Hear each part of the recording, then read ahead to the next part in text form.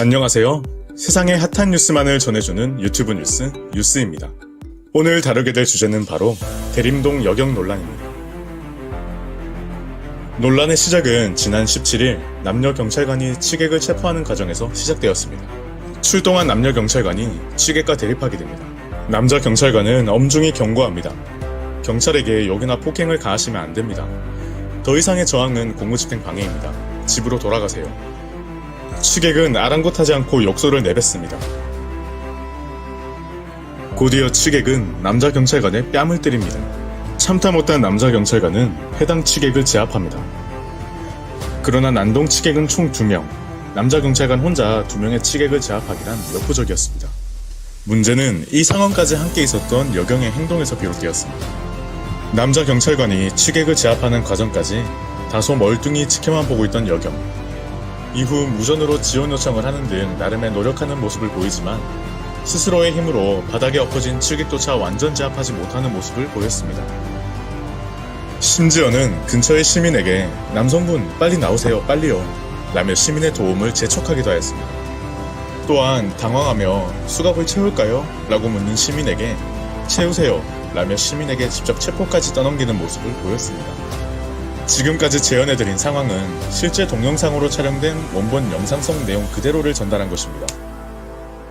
하지만 대한민국 공영방송 KBS의 보도와 대한민국 경찰의 설명은 원본 영상 속의 내용과는 전혀 달랐습니다. KBS는 원본 영상 속에서 보여진 여경의 무능력한 체포 과정에 대한 내용을 삭제 편집하여 조작 보도하였습니다. KBS는 해당 여경이 취객을 문제없이 제압하였고 미란다커의 원칙도 잘 고지하였다. 아무 문제가 없었으나 우리 사회의 여성을 향한 왜곡된 인식이 문제다 라는 식의 보도를 했습니다. 경찰 또한 여경의 대처에는 문제가 없었다 라고 공지하였고 인터넷사의 원본 영상에 대한 삭제 공문을 배포하는 등 진실을 왜곡하고 조장하고 있습니다. 이번 사건처럼 여경의 존재와 필요 유무에 대한 논란은 끊임없이 제기되어 왔습니다. 하지만 이번 사건을 보며 저를 비롯한 많은 국민들은 생각했을 것입니다. 적어도 국민의 안전과 생명, 그리고 치안과 관련된 문제만큼은 감성이 아닌 이성적인 기준으로 접근해야 한다고 생각합니다.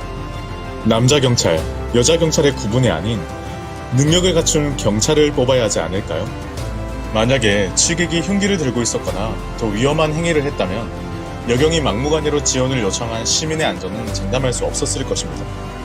공영방송의 조작 보도와 경찰의 거짓된 해명으로 일관하는 솔직하지 못한 우리 사회의 구조적 모순, 남자와 여자의 각기 다른 체력 검정 기준, 성평등 정책 기조로 하여 여경 채용 비율을 25% 이상 높여 유지한다는 정부의 방침. 오히려 우리 사회의 구조적인 모순, 정부의 합리적이지 못한 정책이 이번 사건과 같은 문제들을 야기하고 있는 건 아닐까요? 이 영상을 보는 모든 분들의 생각이 궁금해집니다. 지금까지 여러분의 유튜브 뉴스, 뉴스였습니다.